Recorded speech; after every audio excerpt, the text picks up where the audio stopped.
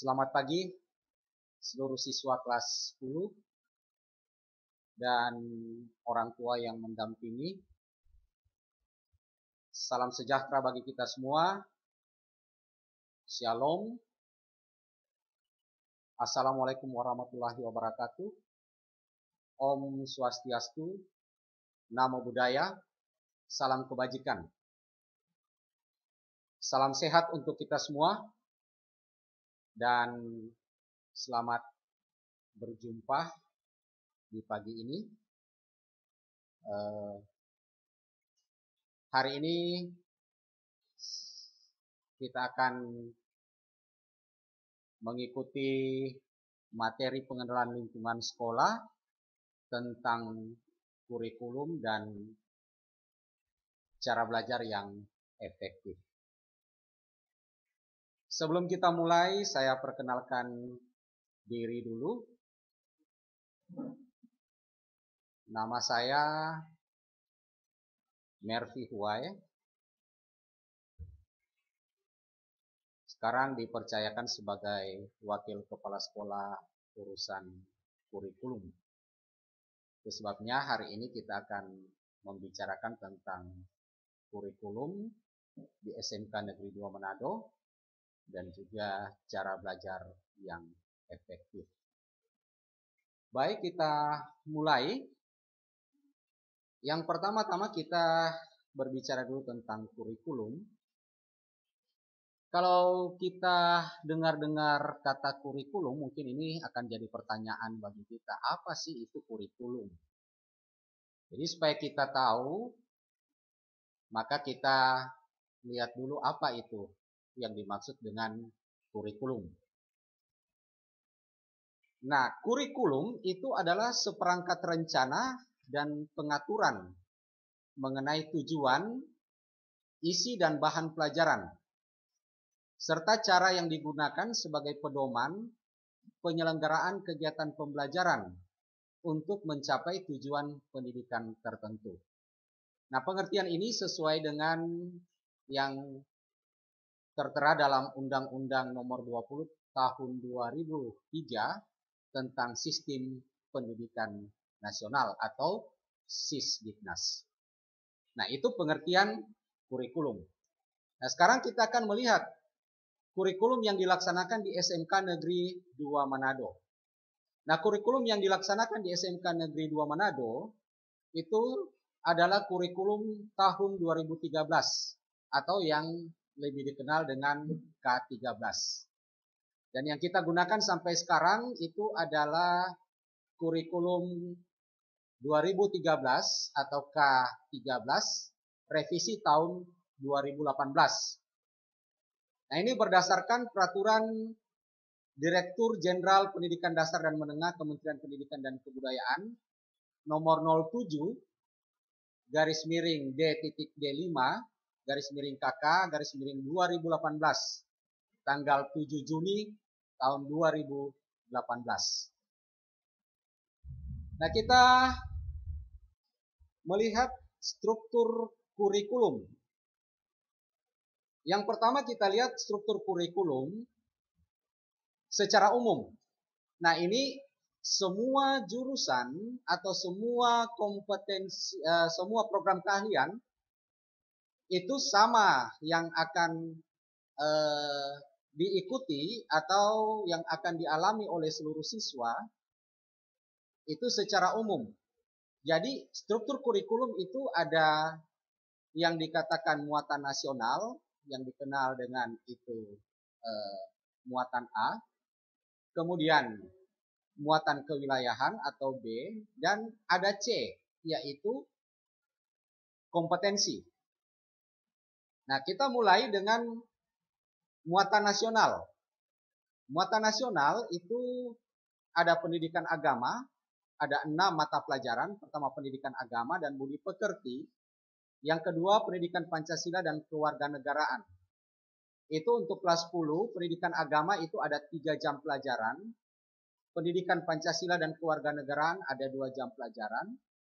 Kemudian bahasa Indonesia 4 jam pelajaran. Matematika 4 jam pelajaran. Sejarah Indonesia 4 jam pelajaran. dan bahasa Inggris dan bahasa asing lainnya ada 3 jam pelajaran. Kemudian yang berikut, muatan kewilayahan. Itu ada 2 mata pelajaran, yaitu seni budaya dan pendidikan jasmani, olahraga dan kesehatan. Masing-masing seni budaya 3 jam pelajaran dan pendidikan jasmani, olahraga dan kesehatan 2 jam pelajaran. Nah, ini semua program keahlian, semua kompetensi keahlian mendapatkan mata pelajaran ini secara umum. Kemudian kita akan melihat yang berikut tentang muatan peminatan atau kejuruan, yaitu C. Untuk kelas 10 itu masih mendapatkan yang C1 dan C2. Untuk C1 kita mulai dengan program keahlian teknik konstruksi dan properti atau dikenal atau disingkat dengan TKP. Ini istilah dulu, jurusan ini atau program keahlian ini adalah teknik bangunan. Sekarang namanya berubah jadi teknik konstruksi dan properti. Untuk C1 itu ada 3 mata pelajaran, yaitu simulasi dan komunikasi digital, kemudian fisika, kemudian yang ketiga adalah kimia. Masing-masing mata pelajaran ini jam pelajarannya sejumlah 3 jam pelajaran. Kemudian untuk C2. C2 itu untuk teknik konstruksi dan properti ada 3, yaitu gambar teknik, kemudian mekanika teknik, kemudian yang ketiga dasar konstruksi bangunan dan teknik pengukuran tanah. Nah, ini mata pelajaran C1, C2 yang ada di program keahlian. Nah, nanti ketika sudah masuk pada peminatan, nanti di kelas 11 ada mata pelajaran C3 yang hanya didapatkan di masing-masing program kompetensi keahlian. Jadi hanya didapatkan pada masing-masing kompetensi keahlian. Itu ada yang C3. Tapi nanti itu ketika masing-masing sudah masuk pada peminatan, di program keahlian masing-masing itu ada terbagi beberapa kompetensi keahlian. Berikut kita pindah pada program teknik geomatika dan geospasial. Untuk C1 sama dengan pada kompetensi keahlian yang lain, yaitu simulasi dan komunikasi digital, fisika, kimia. Yang berbeda pada teknik geomatika dan geospasial, yaitu ada gambar teknik dan ada pengantar survei pemetaan dan dasar-dasar perhitungan survei pemetaan. Gambar teknik alokasi jam pelajarannya 4 jam, pengantar survei dan pemetaan 5 jam pelajaran, dan dasar-dasar perhitungan survei pemetaan 4 jam pelajaran. Kemudian kita pindah pada program keahlian teknik ketenaga listrikan. Sama tadi untuk C1, sama dengan program keahlian yang lain. Untuk C2, dasar program keahlian itu ada 3 juga, yaitu gambar teknik listrik, 3 jam pelajaran, dasar listrik dan elektronika, 6 jam pelajaran, dan pekerjaan dasar elektromekanik 4 jam pelajaran. Kita pindah pada program keahlian teknik mesin. C1-nya sama, ada 3 mata pelajaran yang sudah disebutkan tadi. Untuk C2, ada 3 juga mata pelajaran, gambar teknik mesin, pekerjaan dasar teknik mesin, dan yang ketiga adalah dasar perancangan teknik mesin. Nah, ini program keahlian teknik otomotif. C1-nya sama dengan program keahlian lain. C2-nya itu ada 3 juga mata pelajaran, yaitu gambar teknik otomotif, alokasinya 4 jam pelajaran. Kemudian teknik dasar otomotif, 4 jam pelajaran juga. Dan pekerjaan dasar teknik otomotif, ada 5 jam pelajaran. Oke, kita lanjut berikut untuk teknik komputer dan informatika. Jadi program keahlian teknik komputer dan informatika itu untuk C1 sama dengan program keahlian lainnya, yaitu ada 3 mata pelajaran seperti yang sudah disebutkan tadi. Kemudian untuk C2 itu ada 4 mata pelajaran, yaitu sistem komputer dengan jumlah jam pelajaran 2 jam pelajaran, untuk komputer dan jaringan 5 jam pelajaran, pemrograman dasar 3 jam pelajaran, dan dasar desain grafis 3 jam pelajaran. Kemudian yang terakhir, teknik elektronika. Teknik elektronika hanya membuka satu kompetensi keahlian, yaitu audio video. Sama juga untuk C1 ada 3 pelajaran.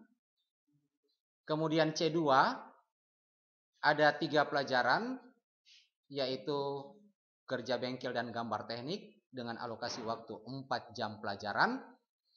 Kemudian dasar listrik dan elektronika 5 jam pelajaran.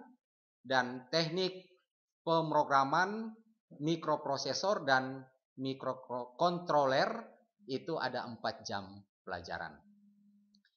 Nah, ini semuanya adalah mata-mata pelajaran yang akan diikuti oleh seluruh siswa, itu baik yang ada di kelas 10, tapi terutama yang disampaikan saat ini yang kelas 10. Dan nanti ketika naik ke kelas 11 itu Anda sudah masuk pada peminatan, akan dibagi sesuai dengan peminatan masing-masing, kompetensi keahlian yang dipilih, maka kita juga akan masuk atau akan mengikuti mata pelajaran yang C3, sudah mata pelajaran kejuruan. Untuk jam pelajaran yang kami sampaikan, untuk jam pelajaran itu 1 jam pelajaran adalah 45 menit. Hanya di situasi atau masa kegiatan belajar di masa pandemi COVID-19, untuk jam pelajaran itu akan menyesuaikan dengan situasi dan kondisi. Jadi menyesuaikan dengan keadaan yang ada. Berikut kita masuk pada pembelajaran. Jadi pembelajaran yang dilaksanakan di SMK Negeri 2 Manado. Pembelajaran yang dilaksanakan itu kita mengacu kepada tujuan pendidikan nasional. Yaitu tujuan pendidikan nasional bertujuan untuk berkembangnya potensi peserta didik agar menjadi manusia yang beriman dan bertakwa kepada Tuhan Yang Maha Esa, berakhlak mulia, sehat, kemudian berilmu, cakap, kreatif, mandiri, dan menjadi warga negara yang demokratis serta bertanggung jawab. Nah, ini tujuan pendidikan nasional. Ini yang dilaksanakan, kegiatan pembelajaran yang dilaksanakan di SMK Negeri 2 juga dalam rangka untuk mencapai tujuan nasional. Kemudian kita lihat untuk kecakapan yang dibutuhkan di abad 21. Di abad 21 ini kecakapan-kecakapan apa yang dibutuhkan?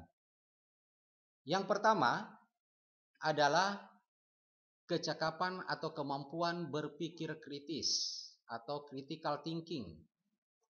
Yang kedua adalah kemampuan berkreativitas atau creativity.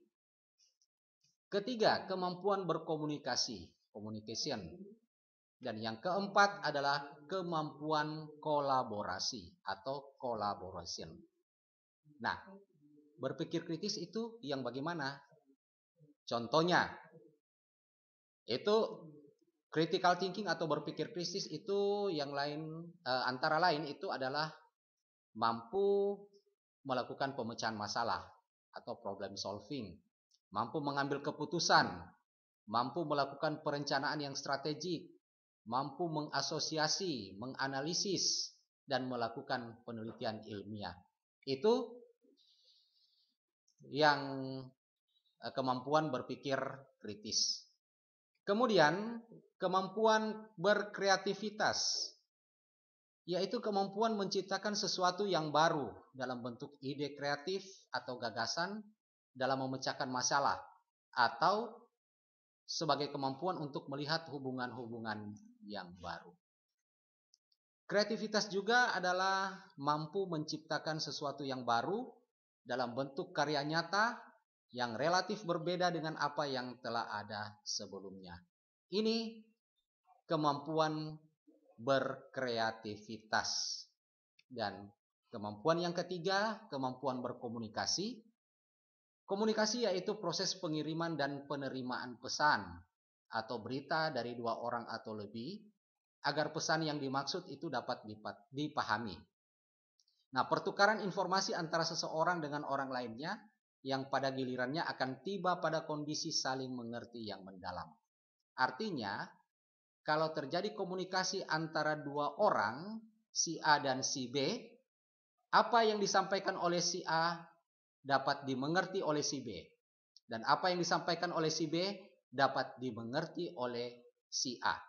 Nah, ini terjadi komunikasi yang efektif.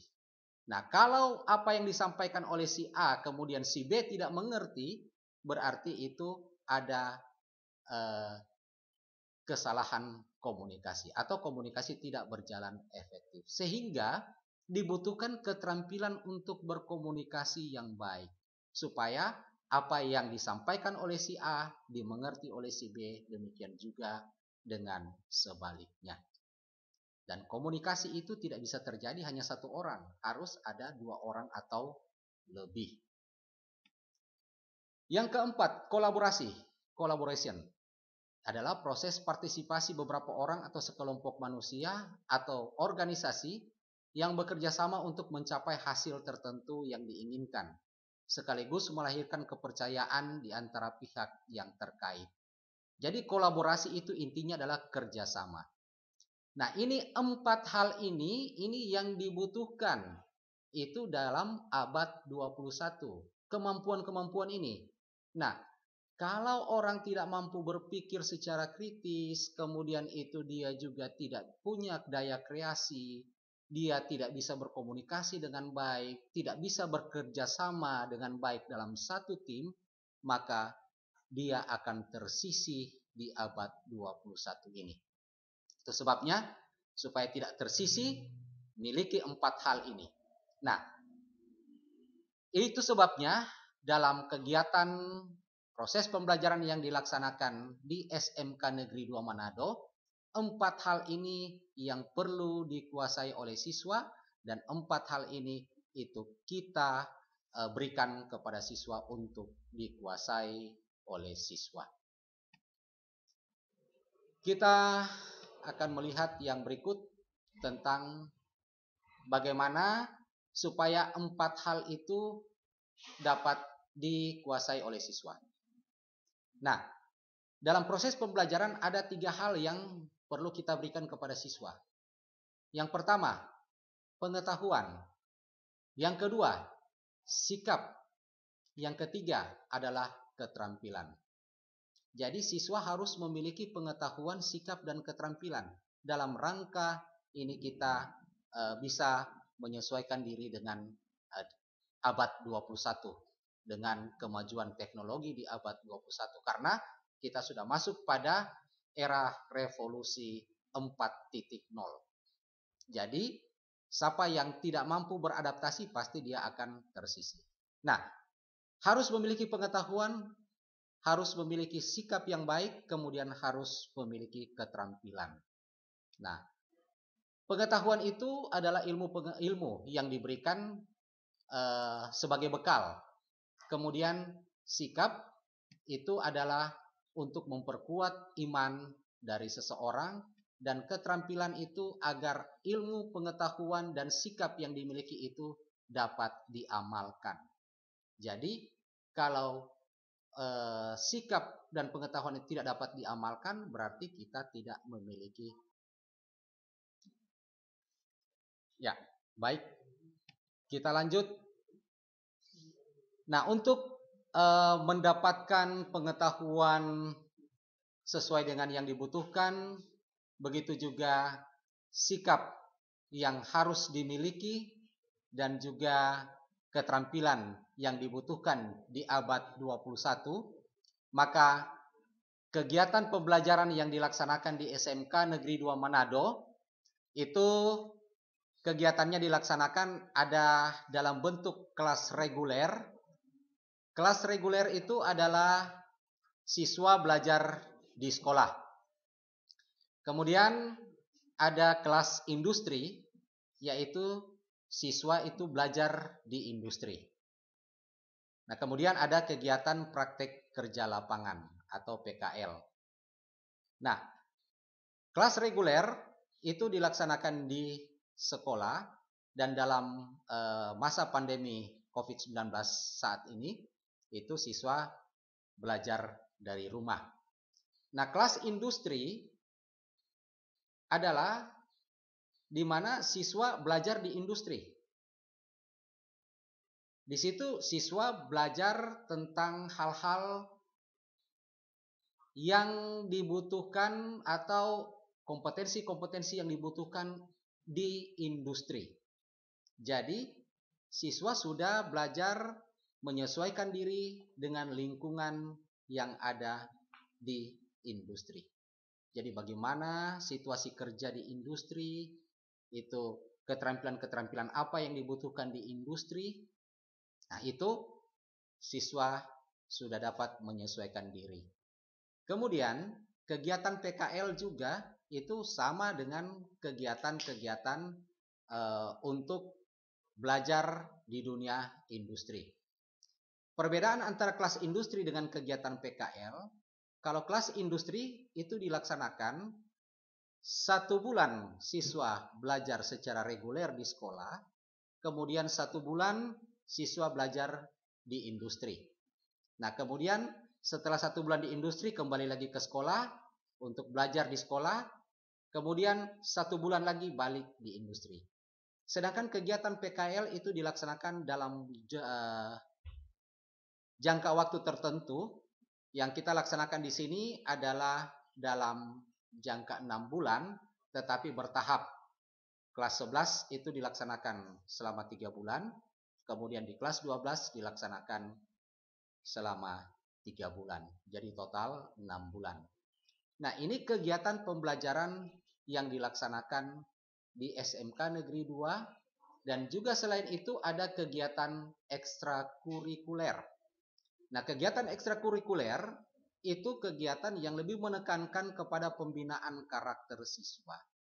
Nah, sehingga nilai-nilai karakter yang ditetapkan itu menyangkut pembiasaan akhlak mulia, kemudian ada kegiatan OSIS, ada kegiatan pengenalan lingkungan sekolah, kemudian ada juga kegiatan yang lebih menanamkan tata krama siswa dan tata tertib kehidupan sekolah. Kemudian ada kegiatan kepramukaan, upacara bendera setiap hari Senin dan juga hari-hari nasional. Kemudian pendidikan pendahuluan bela negara, ada pendidikan berwawasan kebangsaan. Kemudian di masa pandemi COVID-19 ada kegiatan-kegiatan yang memberikan pemahaman dan juga pengalaman kepada siswa bagaimana pencegahan COVID-19 dengan mengikuti protokoler COVID-19 yang ditetapkan oleh pemerintah. Ada kegiatan unit kesehatan sekolah, kemudian ada kegiatan Palang Merah Remaja atau PMR, kemudian juga dilakukan kegiatan-kegiatan dalam rangka pencegahan penyalahgunaan narkoba. Nah, ini kegiatan pembinaan ekstrakurikuler yang lebih menekankan kepada pembentukan nilai-nilai karakter siswa, sehingga diharapkan siswa SMK Negeri 2 Manado itu adalah siswa-siswa yang berkarakter. Kemudian kita lihat tentang penilaian hasil belajar, bahwa seluruh kegiatan belajar yang dilaksanakan oleh siswa itu dilakukan penilaian. Itu pada jangka waktu tertentu dilaksanakan penilaian. Tujuan penilaian ini adalah yang pertama mengetahui tingkat capaian hasil belajar. Jadi sejauh mana siswa sudah dapat menguasai materi yang diberikan oleh guru, kemudian juga sejauh mana tingkat kompetensi yang sudah dicapai oleh para siswa atau peserta didik. Yang kedua, mengetahui pertumbuhan dan perkembangan peserta didik. Kemudian yang ketiga, mendiagnosis kesulitan belajar peserta didik. Tentunya peserta didik ketika belajar mungkin ada kesulitan-kesulitan yang dihadapi sehingga materi yang diberikan itu sulit dipahami atau sulit diterima. Nah, kita akan mencari tahu masalah-masalah apa yang dihadapi. Kemudian yang keempat, itu untuk mengetahui efektivitas proses pembelajaran. Dengan metode ataupun cara pembelajaran yang dilaksanakan dengan sistem daring di masa COVID-19 ini, itu kita akan evaluasi apakah efektif pelaksanaan proses pembelajaran, kemudian jumlah siswa yang terlibat di dalamnya, itu menjadi bahan evaluasi kita juga. Kemudian kita akan mengevaluasi tentang pencapaian kurikulum.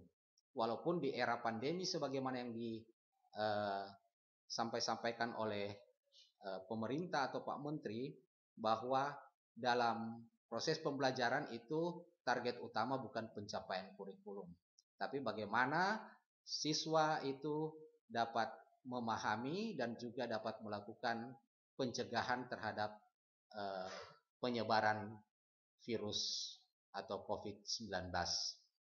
Nah, kemudian ini yang menjadi tujuan penilaian hasil belajar. Nah, ruang lingkup penilaian itu sebagaimana 3 aspek yang dibentuk kepada siswa, yaitu pengetahuan, sikap, dan keterampilan, maka ruang lingkup penilaian juga itu menyangkut 3 aspek itu, yaitu pengetahuan, sikap, dan keterampilan. Untuk penilaian pengetahuan,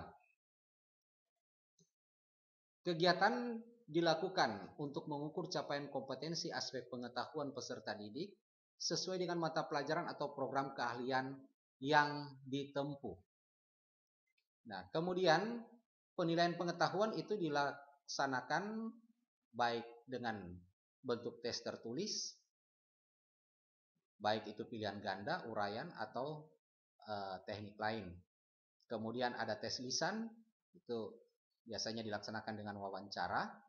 Penugasan, tugas yang dilakukan secara individu ataupun juga secara kelompok. Nah, kemudian portofolio. Portofolio yaitu dokumen atau sertifikat sebagai bukti pencapaian kompetensi atau prestasi yang dicapai oleh siswa. Nah, ini semua sertifikat kalau dia dapat dalam sebagai penghargaan atas prestasi dan juga bukti-bukti pencapaian kompetensi, itu didokumentasikan. Itu dibuat dalam bentuk portofolio. Nah, ini penilaian untuk pengetahuan yang dilakukan.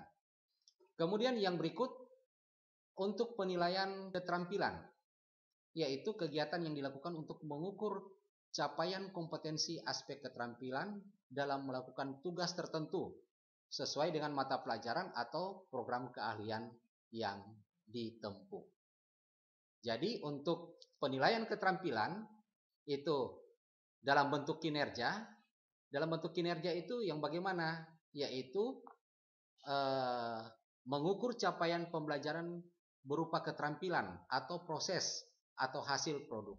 Jadi siswa dapat melaksanakan suatu proses untuk menghasilkan satu produk. Jadi itu yang dinamakan dengan penilaian kinerja. Penilaian proyek itu adalah untuk mengetahui kemampuan peserta didik dalam mengaplikasikan pengetahuannya melalui penyelesaian dalam suatu tugas tertentu. dalam satu tugas dalam periode atau waktu tertentu. Maksudnya begini,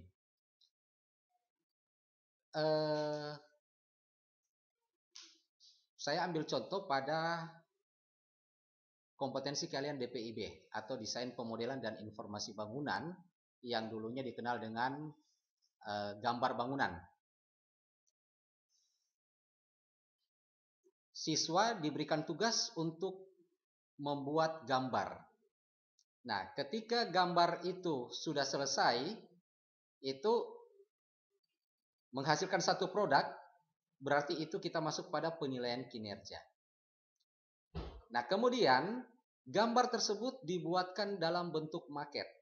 Nah, maket tidak bisa selesai dalam waktu 1 minggu misalkan. Dia diberikan tugas selama 3 bulan atau 6 bulan. Nah, ini yang disebut dengan penilaian proyek.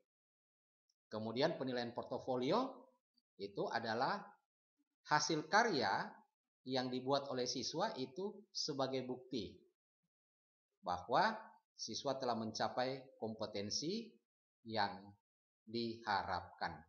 Nah, ini dia dapat memperlihatkan, ini hasil kerja saya, ini yang saya buat. Nah, itu adalah penilaian portofolio. Nah, inilah penilaian dalam ranah keterampilan. Kemudian, kita lihat penilaian dalam ranah sikap. Nah, kegiatan yang dilakukan untuk memperoleh informasi deskriptif atau gambaran mengenai perilaku peserta didik sesuai dengan norma sosial dan program keahlian yang ditempuh. Ada 5 hal yang dinilai dalam penilaian sikap, yaitu integritas, religius, nasionalis, mandiri, dan gotong royong. Integritas menyangkut hal-hal kesetiaan, anti korupsi, keteladanan, keadilan, menghargai martabat manusia. Itu hal-hal yang termasuk dalam integritas. Kemudian karakter religius, yaitu melindungi yang kecil dan yang tersisih.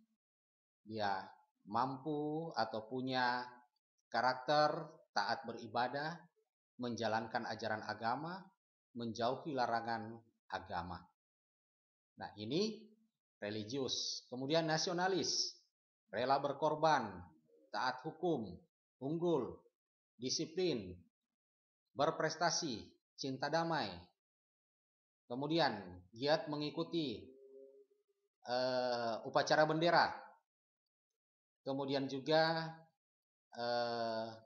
mengikuti kegiatan-kegiatan yang sifatnya nasional, seperti mengikuti kegiatan dalam rangka peringatan hari-hari nasional. Kemudian mandiri, yaitu memiliki sikap tangguh, kerja keras, kreatif, keberanian, sebagai seorang pembelajar, memiliki daya juang, kemudian memiliki wawasan informasi dan teknologi. Terlebih lagi di era atau di masa COVID-19 ini, pandemi COVID-19, tentunya kita sangat membutuhkan bagaimana kita boleh memiliki kemampuan menggunakan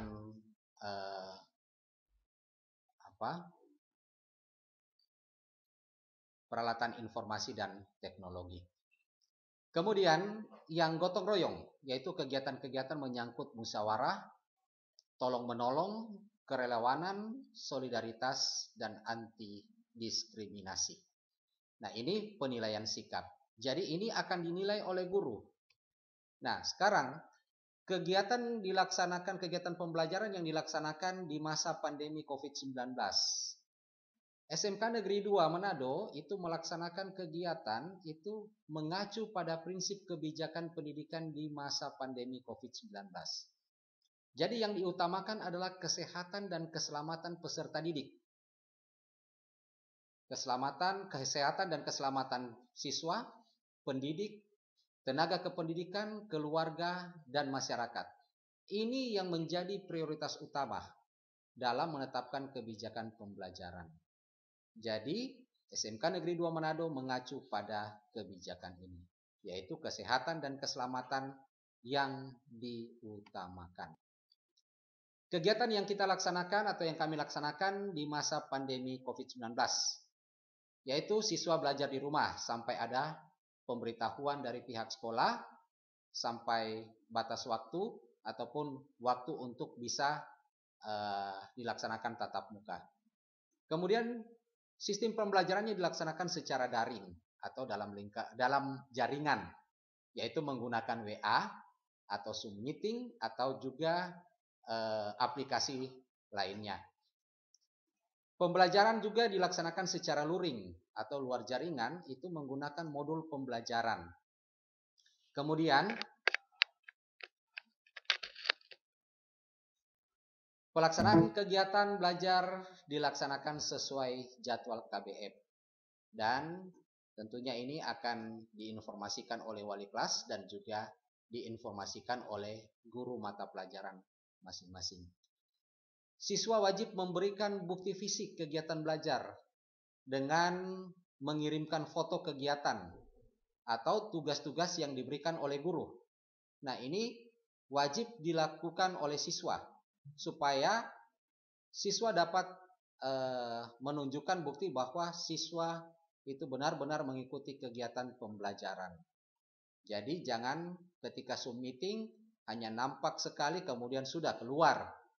Kemudian juga materi yang diberikan oleh guru itu tidak diikuti dengan baik atau tidak dibaca oleh siswa. Ini harus ada bukti. Kemudian pengawasan siswa belajar di rumah itu dilakukan oleh orang tua. Sehingga sangat diharapkan ada kerjasama yang baik antara pihak sekolah dengan orang tua. Kami sangat harapkan partisipasi peran orang tua di dalam kegiatan belajar dari rumah ini supaya siswa benar-benar itu dapat diawasi sehingga keikutsertaan seluruh siswa dalam kegiatan pembelajaran itu dapat terlaksana dengan baik. Ini harapan kami dari pihak sekolah. Nah, ini kriteria kenaikan kelas. Supaya Anda tidak gagal, perhatikan kriteria kenaikan kelas di SMK Negeri 2 Manado. Yang pertama, siswa harus menyelesaikan seluruh program pembelajaran dalam 2 semester pada tahun pelajaran yang diikuti. Kemudian, nilai sikap sekurang-kurangnya baik. Ketiga, nilai ekstrakurikuler minimal baik. Yang keempat, nilai kompetensi pengetahuan dan kompetensi keterampilan itu harus sama atau lebih besar dari nilai standar